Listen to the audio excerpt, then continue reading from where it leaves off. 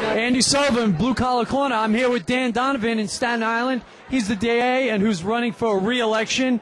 Dan, I want to thank you for coming to Blue Collar Corner. And why don't you give us a view of your next term? What do you feel you have to accomplish? Well, there's still a lot of things that we want to accomplish. We've been very successful for the last 8 years combating domestic violence, combating drunk driving, combating gun violence in our community.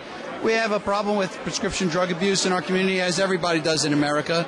And we have a plan on enforcing those laws and at the same time trying to educate children about the dangers of that. And we have a plan. Congressman Grimm and I have been working on a plan that we have federal legislation that I think would help curb the abuse and the illegal prescription drug abuse that's going on right now in our communities. That's true. Right now, prescription drugs are really under the radar, and you seem to be one of the few guys who've really brought it out to the forefront. And for that, I commend you. Thank you very much.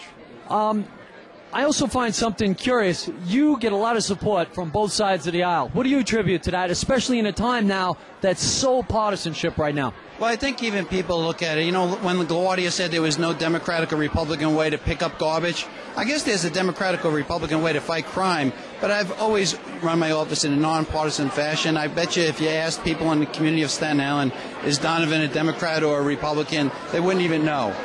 We've been fair and compassionate, and we've prosecuted without fear or without favor. And I think the people of Staten Island recognize that, and I think that's why we're successful on both sides of the aisle. Real quick, the Occupy Wall Street, how would you handle that? What do you feel that's attributed to as well? Yeah, I think people are frustrated with the economy. I think people are trying to show their anger now. They show it usually at the polling places. And I think next year we're going to see that in the presidential race. But I think right now people are so frustrated. The unemployment is through the roof. People who have a job are fearful that they may lose it. Children are graduating from colleges, law schools, medical schools, can't find jobs. So I think it's just a frustration of people, and they're now showing it with their feet. And I think next year they'll show it at the voting polls. Any opinion on the DOJ right now with Eric Holder and the Fast and Furious scandal? Any little insight on that? No, you know, I have nothing other than what I've read. I know that Congress now, particularly the Senate, thinks he wasn't forthcoming in his testimony. I have no opinion whether the Attorney General was forthcoming or not. The only information I have on the whole matter is just what I read in the newspapers. So I think we have to be fair to the Attorney General and let Congress do what they have to do to get to the bottom of it. Any GOP hopefuls? You know, I don't know. You know, we had a couple of people bail out recently. Sarah Palin said she's not going to run.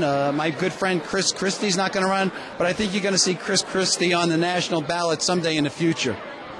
Okay, and nobody that you particularly lean to right now?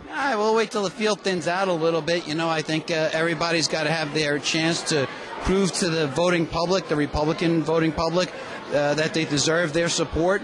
And we'll wait to see, but I think pretty soon you're going to see the field thin out a little bit, and it'll probably be down to 2 or 3 individuals. Dan, I want to thank you for all your work and your integrity. Good luck, and God bless you. Thank you very much. Good to see you, buddy. Thank you.